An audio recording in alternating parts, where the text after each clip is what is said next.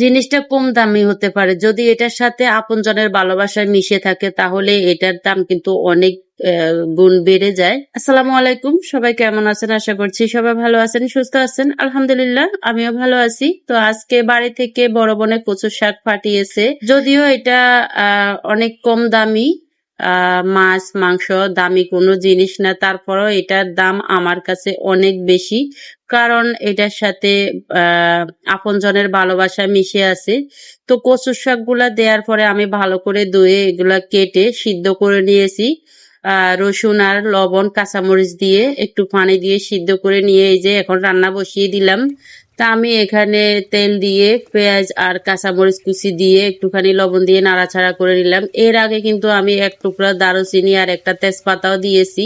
তারপরে আমি বেজে রাখা শিংজি শুটকি আর লোটা শুটকি দিয়ে দিলাম আদা রসুন বাটা, আদা বাটা সামান্য দিয়ে, তারপর জিরা ধনিয়া গুঁড়ো, হলুদ গুঁড়ো, সামান্য একটু মরিচ গুঁড়ো, লবণ দিয়ে মশলাগুলা আরেকবারও কষিয়ে নিলাম অল্প একটু পানি দিয়ে। তারপরে এখন আমি শুকনো সিমের বিচি আর মসুর ডাল দিয়ে দিছি। তো শুকনা সিমের বিচিগুলো আমার আগে থেকে গুঁড়ো করা ছিল, ফ্রিজে আমি রেখে দিয়েছিলাম।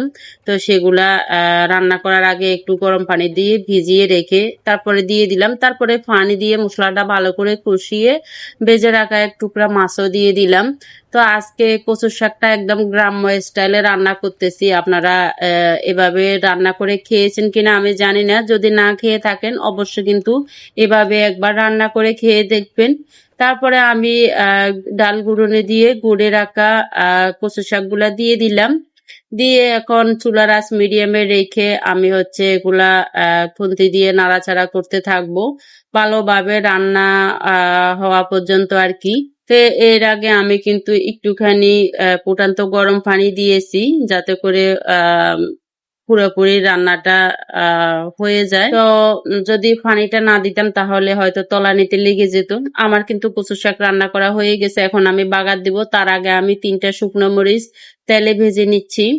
এগুলা পরে আর কি কচু শাকের মধ্যে গুঁড়ো করে দিব। তারপরে এখানে দিয়ে দিলাম আমি রসুন কুচি আর পেঁয়াজ কুচি দিয়ে লাল লাল করে ভেজে এখন বাগারটা দিয়ে দিলাম।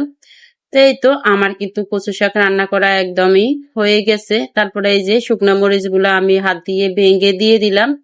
আর এখানে প্লেটটা সাজিয়ে নিলাম। যেহেতু আজকে কচু শাক রান্না করেছি আমার তো মানে ক্ষুধা লেগে গিয়েছে, খুব তাড়াতাড়ি করে আমি খেতে বসে গিয়েছি।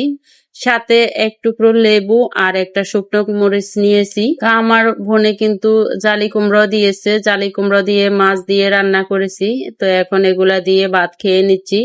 আর আজকের খাবারটা একদম জমে গিয়েছে। তো খেয়ে দিয়ে কিছুক্ষণ রেস্ট নিয়ে তারপরে আমি বিকেলে এই যে ছাদে চলে এসেছি। আর ছাদের অনেক ভালো লাগতেছে এসে। তো আজকে সবাই ভালো থাকবেন, আল্লাহ হাফেজ।